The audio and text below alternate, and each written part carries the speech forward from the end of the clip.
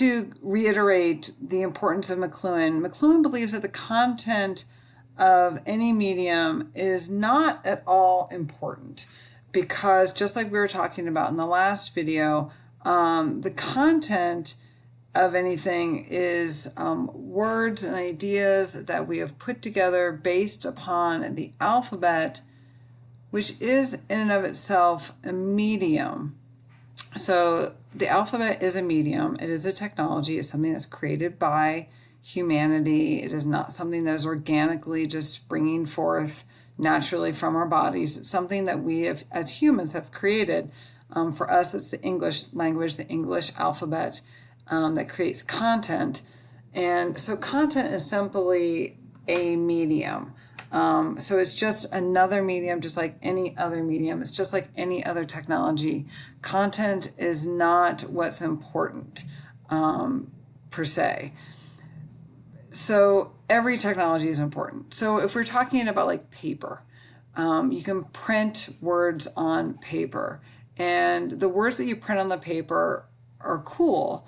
They convey information, but they're not necessarily more important than or less important than the paper itself.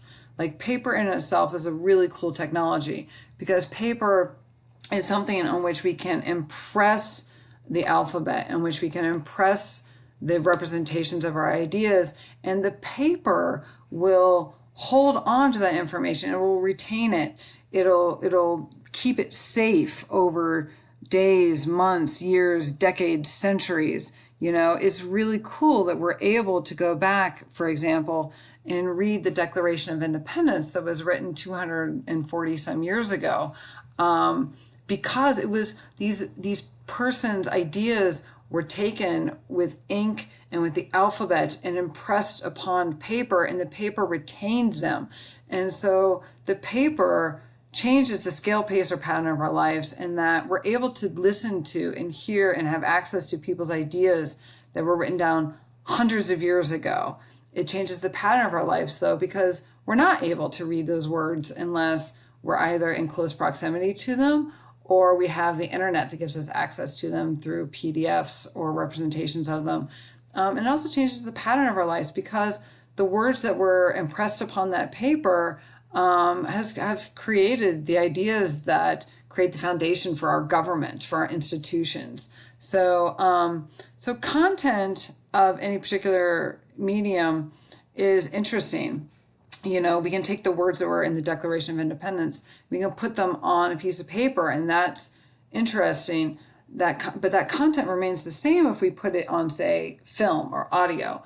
But if we want to access the film or audio versus the paper, the ideas, the content, we have to go through different hoops. We have to have a different approach to the pattern of how we access those ideas. So we could, do it through the internet, or we could travel physically to see them, or we could purchase, for example, an MP3 of something.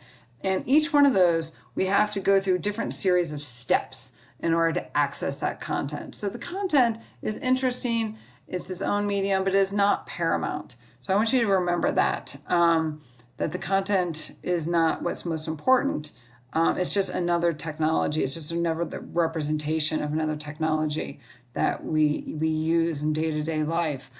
Because technology is any human-made or synthetic object, anything that is not organic, that changes the scale, pace, or pattern of our life. So I'm going to keep saying that over and over and over again. And if you have any questions about this, please do post them to the forum, which is located right underneath the syllabus on our Moodle website. So here, I love this particular quotation where it says, electrical information devices are for universal, tyrannical, womb-to-tomb surveillance are causing a very serious dilemma between our claim to privacy and the community's need to know. And this is something that we struggle with today in our day of the internet, and also during McLuhan's time in the 1960s, when electricity creates different kinds of technologies to be able to track our movements. During McLuhan's time, it was, like bank registers were being electronified, and also, telephone communications, TV, what we were watching, where the government and where the TV companies are able to track what it is that we're doing. How does that change the scale, pace, or pattern of our lives, where we might want nobody to know that we're secretly binge watching all of the Kardashian shows, but nevertheless, it's on the history of our computers. Electricity has made that possible. It's the network that undergirds, our internet connections, that makes computers possible, that makes the algorithms that track our movements online possible to figure out that, we're binge watching the Kardashians when we, tell all of our friends that we hate the Kardashians. But then if they look on our history on our computers, that they can see that we're actually big fans. Not to say that I am, I'm just using that as a universal example of something that we're probably all ashamed of if you have ever watched the Kardashians.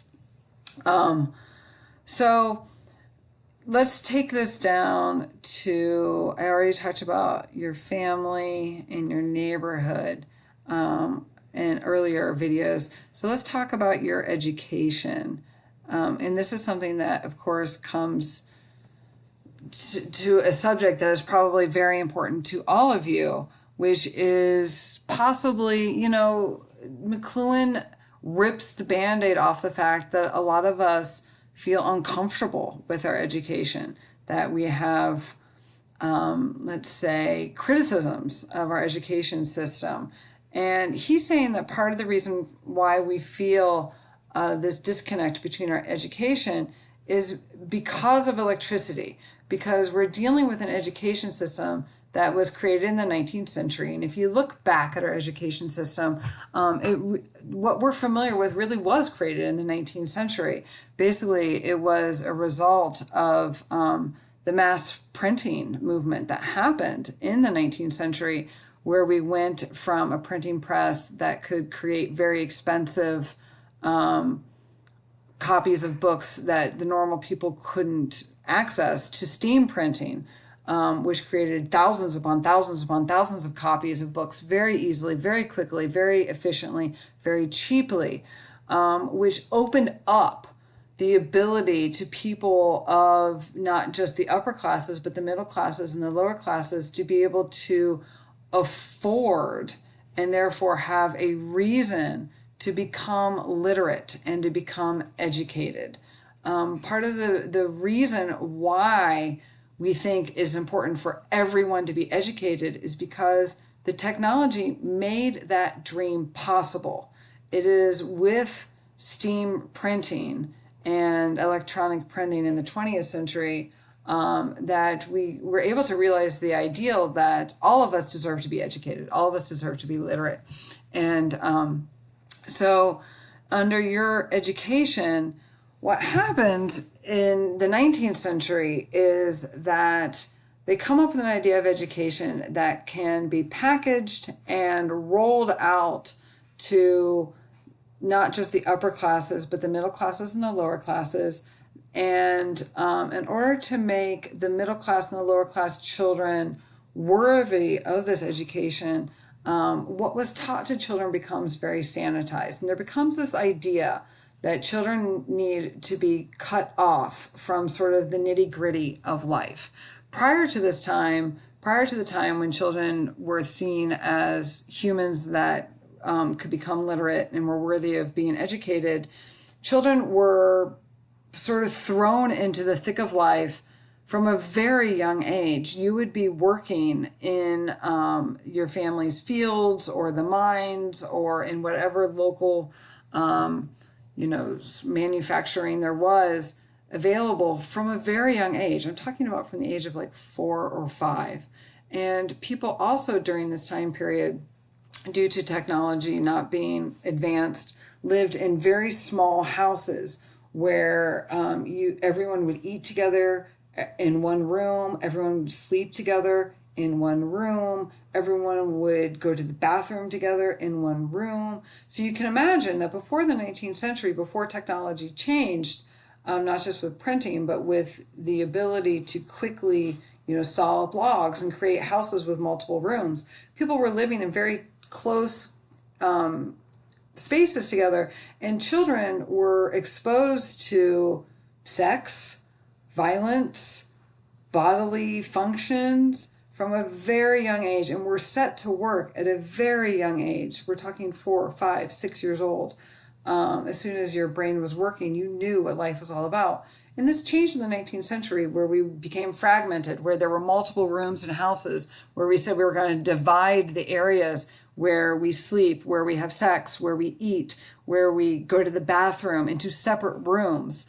And the idea of separateness, that we're going to keep education separate from sex, separate from bodily function, separate from eating, is very much so a 19th century construct that doesn't carry over well into the 21st century. And this is something that's really cool that McLuhan foresaw, that television, that satellites, that, in the 21st century, that Wi-Fi, that internet connections brings all those things together into one space. This computer on which you're watching this video and listening to my words is also the computer where probably you find the recipes for your food, where you find the advice on how to take care of your body, where you gain access to information about sexuality, all comes together in one place. And so what he's drawn our attention to here is that electricity has changed the scale, pace, or pattern of our lives, that the education system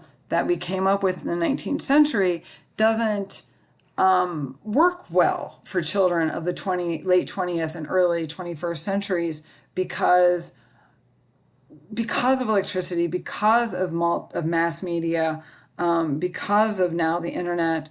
We're not able to keep children protected from this information that we try to keep them protected from in education, which then spills over into the education that you guys are experiencing here in college. And so again, how does technology change the scale, pace, or pattern of our lives? How does technology change the way that we view things like education? How does the printing press affect that? How does having a light bulb in your house affect that? How does having electricity where you can enable things like the TV coming into your space, like cell phones coming into your space, like paper being able to be printed and disseminated over large areas of time and space quickly? How does that change how our students view the world and how they feel not at ease within an educational system that was created in the 19th century, when they were trying to create separations between those things, is really fascinating.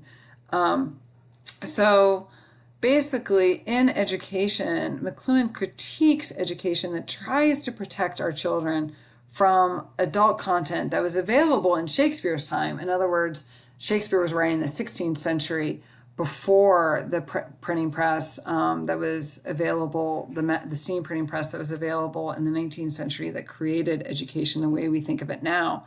And then it has spilled over into our own time with electronics. And so I want you to think about that, especially as we go forward. And think about that in connection to the blog posts that I'm getting ready to ask you guys to make.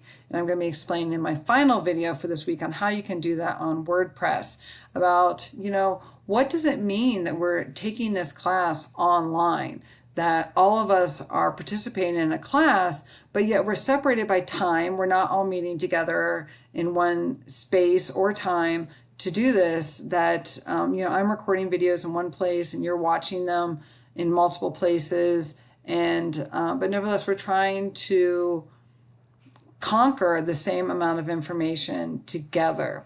So be thinking about that.